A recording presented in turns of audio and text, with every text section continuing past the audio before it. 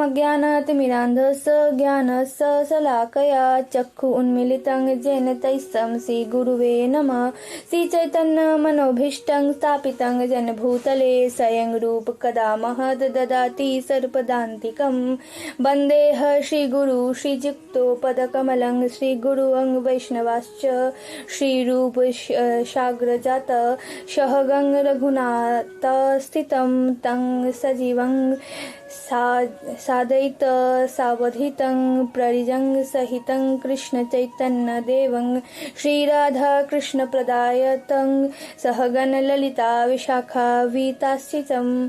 नमो विष्णुपादाय कृष्णपृष्ठाय भूतले श्रीमते भक्तिवेदांत स्वामिनिते नामिते नमस्ते सारस्वते देवे गौरवाणी प्रचारिणे निर्विशेष शून्यवादी पाश्चात्यदेशतारिणे वाञ्छाकल्पतरुभ्यश्च कृपा सिन्धुश्च एव च पतिनाथं पावनेभ्यो वैष्णवेभ्यो नमो नमो।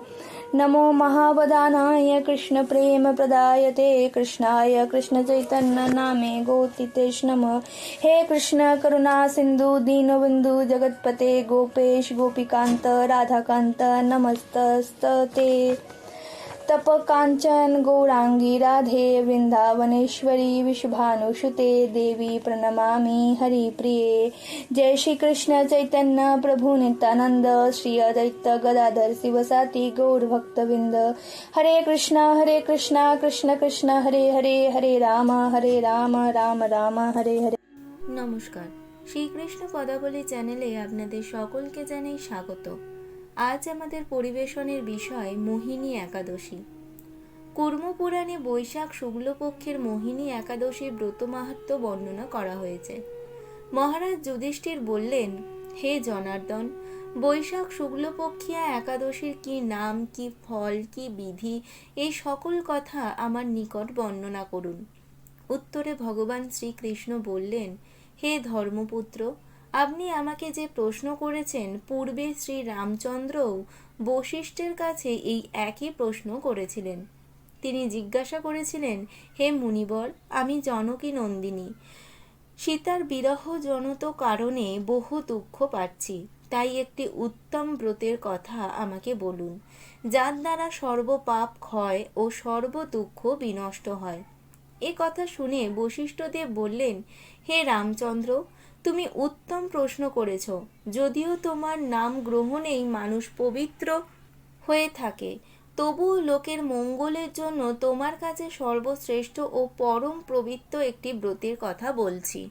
বৈশাখ মাসের শুক্লপক্ষিয়া একাদশী মোহিনী নামে প্রসিদ্ধা। এই ব্রত প্রভাবে মানুষের সকল পাপ, দুঃখ ও মোহজাল অচিরেই বিনষ্ট হয়। তাই মানুষের উচিত সকল পাপক্ষয়কারী ও সর্ব দুঃখ বিনাশী এই একাদশী ব্রত পালন করা। একাগ্র চিত্রে তার মহিমা তুমি শ্রবণ করো। এই কথা শ্রবণ মাত্রেই সমস্ত পাপ বিনষ্ট হয়।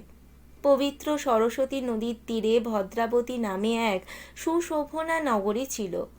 চন্দ্রবংশ জাত ধৃতিমান নামে এক রাজা সেখানে রাজত্ব করতেন। সেই নগরীতেই ধনপাল নামে এক বৈশ্য বাস করতেন। তিনি ছিলেন পুণ্যকর্মা ও সমৃদ্ধশালী ব্যক্তি। তিনি নলকূপ, জলাশয়, উদ্যান, মঠ ও গৃহ ইত্যাদি নির্মাণ করে দিতেন। তিনি ছিলেন বিষ্ণু ভক্ত পরায়ণ ও শান্ত প্রকৃতির মানুষ। সুমনা, দ্যুতিমান, মেধাবী, সুকৃতি ও ধৃষ্টবুদ্ধি নামে তাঁর 5 জন পুত্র ছিল। পঞ্চম পুত্র ধৃষ্টিবুদ্ধি ছিল অতি দুরাচারী। সে সর্বদা পাপ কার্যে লিপ্ত থাকত। পরস্ত্রীর সঙ্গী, বেশ্যাসক্ত, লম্পট, দ্রুতকিয়া প্রভৃতি পাপে সে অত্যন্ত আসরে ছিল। দেবতা, ব্রাহ্মণ ও পিতামাতার সেবায় তার একেবারেই মতি ছিল না। সে অন্যায় কার্যে রত, দুষ্ট স্বভাব ও পিতৃধন ক্ষয়কারক ছিল। সবসময় সে অবক্ষ, ভক্ষণ ও সুরাপানে মত্ত থাকত। পিতা ধনপাল একদিন পথ চলছিলেন। হঠাৎ তিনি দেখতে পেলেন ধৃষ্টবুদ্ধি এক বেশ্যার গলায় হাত রেখে নিশ্চঙ্কোচে ঘুরে বেড়াচ্ছে। তার নির্লজ্জ পুত্রকে এভাবে চৌরাস্তায় ভ্রমণ করতে দেখে তিনি অত্যন্ত মর্মাহত হলেন। এই কুস্বভাব দর্শনে ক্ষুদ্র হয়ে তিনি তাকে গৃহ থেকে বার করে দিলেন। তার আত্মীয় স্বজনও তাকে পরিত্যাগ করল। সে তখন নিজের অলঙ্কারাদি বিক্রি করে জীবন অতিবাহিত করত। কিছুদিন এইভাবে চলার পর অর্থাভাব দেখা দিল। ধনহীন দেখে সেই বেশ্যাগণও তাকে পরিত্যাগ করল। অন্ন বস্ত্রহীন ধৃষ্টবুদ্ধি ক্ষুধা তৃষ্ণায় অত্যন্ত কাতর হয়ে পড়ল। অবশেষে নিজের গ্রামে সে চুরি করতে শুরু করলো। একদিন রাজপ্রহরী তাকে ধরে বন্দি করল, কিন্তু পিতা সম্মানার্থে তাকে মুক্ত করে দিল। এভাবে বার কয়েক সে ধরা পড়ল ও ছাড়াও পেল, কিন্তু তবুও সে চুরি করা বন্ধ করল না। তখন রাজা তাকে কারাগারে বদ্ধ রাখলেন।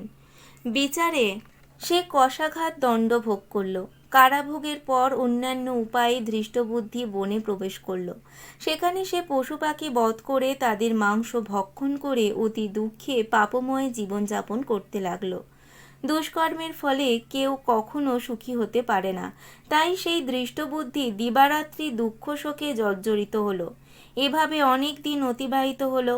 কোনো পুণ্য ফলে সহসা একদিন সে কৌটিল্য হলো ঋষির আশ্রমে উপস্থিত হলো। বৈশাখ মাসে ঋষিবর গঙ্গা স্নান করে আশ্রমের দিকে প্রত্যাবর্তন করছিলেন। শোকাকুল ধৃষ্টবুদ্ধি তার সম্মুখে উপস্থিত হলো। ঘটনাক্রমে ঋষির বস্ত্র হতে এক বিন্দু জল তার গায়ে পড়ল। সেই জলস্পর্শে তার সমস্ত পাপ দূর হলো। হঠাৎ তার শুভবুদ্ধি ঋষির সামনে সে কৃতাঞ্জলি পুটে প্রার্থনা করতে লাগলো, হে ঋষি শ্রেষ্ঠ, যে পূর্ণ প্রভাবে আমি এই ভীষণ দুঃখ যন্ত্রণা থেকে মুক্তি লাভ করতে পারি তা কৃপা করে আমাকে বলুন। ঋষিবর বললেন, বৈশাখ মাসে শুক্লপক্ষে মোহিনী নামে যে প্রসিদ্ধ একাদশী আছে, তুমি সেই ব্রত পালন করো। এই ব্রতের ফলে মানুষের বহু জন্মান্তিত পর্বত পরিমাণ পাপও ক্ষয় হতে থাকে। মহামুনি বশিষ্ঠ বললেন, কৌটিল্য ঋষির উপদেশ শ্রবণ করে প্রসন্ন চিত্রে ধৃষ্টবুদ্ধি সেই ব্রত পালন করল। হে মহারাজ রামচন্দ্র, এই ব্রত পালনে সে নিষ্পাপ হলো, দিব্য দেহ লাভ করল। অবশেষে গুরুরে আহরণ করে সকল প্রকার উপদ্রবহীন বৈকুণ্ঠ ধামে গমন করল। হে রাজন, ত্রিলোক মোহিনী ব্রত থেকে আর শ্রেষ্ঠ ব্রত নেই। যজ্ঞ, তীর্থস্থান, দান ইত্যাদি কোনো পুণ্যকর্মই এই ব্রতের সমান নয়। এই ব্রত কথার শ্রবণ কীর্তনে সহস্র প্রদানের ফল লাভ হয়।